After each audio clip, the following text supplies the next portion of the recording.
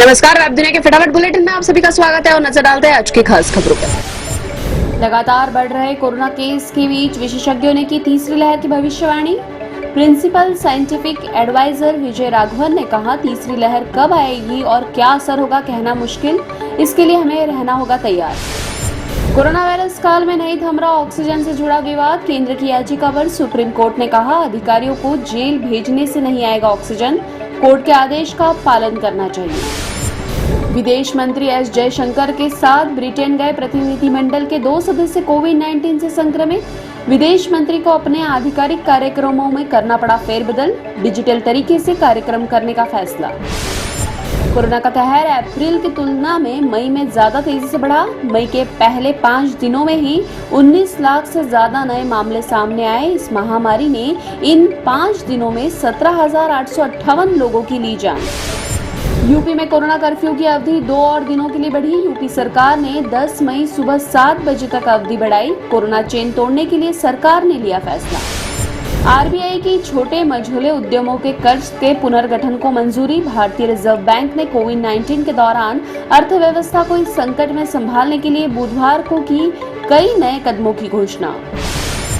राज्य विधानसभा चुनाव में प्रचंड जीत हासिल करने के बाद तृणमूल कांग्रेस सुप्रीमो ममता बनर्जी ने लगातार तीसरी बार ली मुख्यमंत्री पद की शपथ।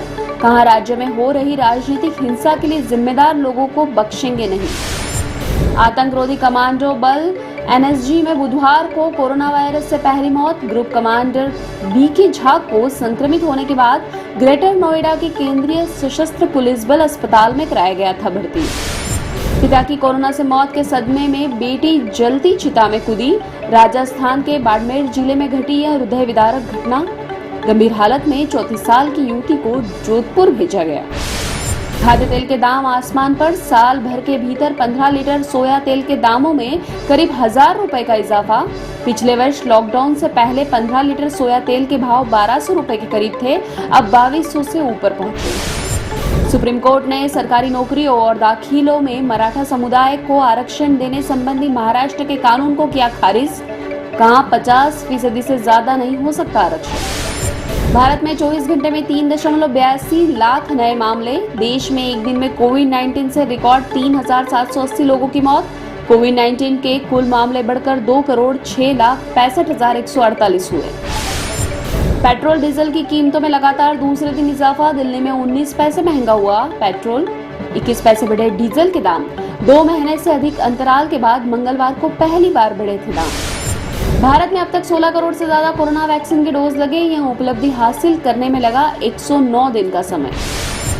भारत के 12 राज्यों में सबसे ज्यादा एक्टिव केस। 7 राज्यों में 50,000 से 1 लाख के बीच एक्टिव केस। महाराष्ट्र, केरल, कर्नाटक, उत्तर प्रदेश और आंध्र प्रदेश में है सर्वाधिक एक्टिव केस। पश्चिम बंगाल में मुख्यमंत्री पद की शपथ लेने के बाद ममता बनर्जी ने लगाया मिनी लॉकडाउन। लोकल ट्रेनें बंद, दुकानें भी सीमित समय के लिए खुलेंगी। सरकारी दफ्तरों में 50% कर्मचारियों से होगा काम।